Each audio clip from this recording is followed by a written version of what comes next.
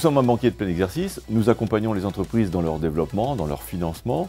Si nous pouvons en plus les aider à développer leur chiffre d'affaires, c'est évidemment exceptionnel. Et l'idée, c'est de mettre en œuvre une plateforme d'intermédiation entre les opérateurs qui vont passer des commandes pour développer les infrastructures destinées aux Jeux Olympiques 2024 et les entreprises locales. Et le rôle de la Caisse d'épargne Bretagne Pays de Loire est évidemment de relayer ces opérations pour que nos acteurs locaux, les très petites entreprises et les PME, puissent répondre à des appels d'offres d'envergure nationale de ce type.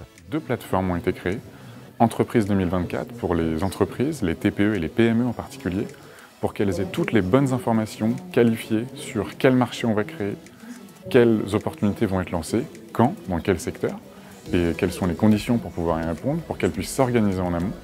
Idem avec une démarche spécialisée et spécifique pour les acteurs de l'entrepreneuriat social et solidaire.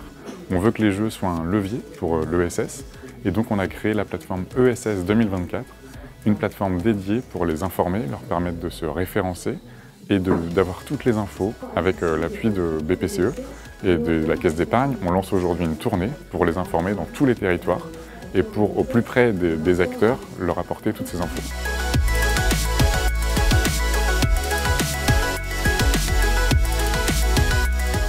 Nous, l'ambition que l'on a aujourd'hui, c'est de permettre de diffuser beaucoup plus largement sur le territoire. Donc on l'a fait à Nantes, mais on va reproduire ce type d'événement sur chacun des départements, sur chacun des bassins économiques.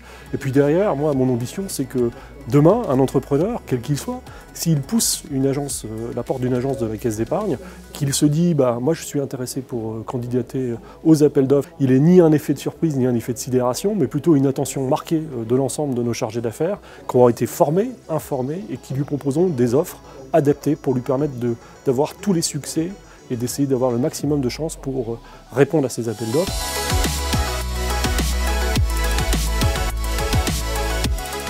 L'objet même de l'association, c'est de lier le sport et le développement durable sur le territoire nantais et ligérien. Et donc, qui dit développement durable dit forcément économie sociale et solidaire.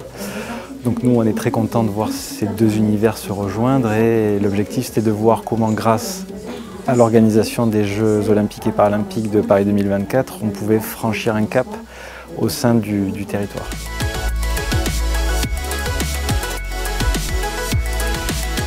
On a fait construire un terrain de basket 3-3 sur notre emprise foncière, mais il est ouvert sur l'extérieur, il est utilisable par tout le monde et absolument gratuitement. Ce terrain, il n'est pas ouvert sur l'intérieur de la caisse, il est ouvert sur l'extérieur, vers le quartier. C'est génial d'installer un terrain 3-3, ici, ouvert à tout le monde.